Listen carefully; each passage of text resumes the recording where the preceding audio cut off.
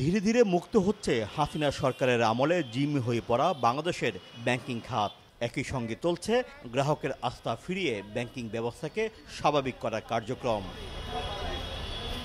এরই মধ্যে বাংলাদেশ ব্যাংক জানিয়েছে, গেল ডিসেম্বর শেষে খেলাপি ঋণের পরিমাণ দাঁড়িয়েছে 3,05,073 কোটি টাকা। 3 মাসে বেড়েছে 60,787 কোটি টাকা। বাড়তে থাকা এই খেলাপি ঋণের লাগাম টানতে সুশাসন প্রতিষ্ঠার বিকল্প দেখছেন না কেন্দ্রীয় ব্যাংকের গভর্নর। দুর্বৃত্তায়ন করা যে বোর্ডগুলো আছে সেগুলো তো ভেঙে দিয়েছি।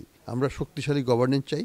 আমি মনে করি যদি গভর্নেন্স ব্যাংকের ভালো হয়, বিনিয়োগগুলো যদি ভালো হয়, আমাদের ওই ব্যাংকগুলো আবার ঘুরে দাঁড়াতে বাধ্য। জানান কোনো ব্যাংকেই বন্ধ হবে না, তবে গ্রাহকের আমানতের সুরক্ষা দিয়ে আইন মেনে একীভূত করা হবে ঘুরে দাঁড়াতে ব্যর্থ ব্যাংকগুলো। আমরা নতুন ব্যাংকিং রেজলিউশন অ্যাক্ট করেছি, সেটার আন্ডারে যদি যেসব ব্যাংক কার্যকরভাবে সব কার্য সম্পাদন করতে পারবে না বলে প্রতীয়মান হবে, তাদেরকে আমরা হয়তো একীভূত করে ফেলবো। বন্ধ হবে কেন? বন্ধ হওয়ার কিছু নাই, কাস্টমারের হারানোরও কিছু নাই, সব কিছু ঠিক থাকবে। হয়তো কিছু ব্যাংক একসাথে হতে পারে।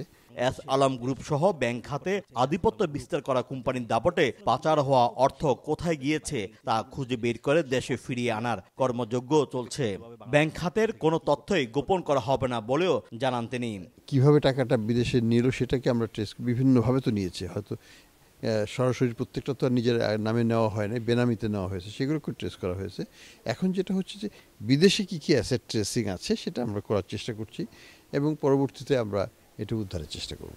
আমরা যেটা সত্য কথা সেটাই লিখব। কোনো ব্যাংকের পরিচালনা পর্ষদে স্বজনপ্রীতি শঙ্কা দেখা দিলেই তা ভেঙে দেওয়ারও হুঁশিয়ারি দেন বাংলাদেশ ব্যাংকের গভর্নর।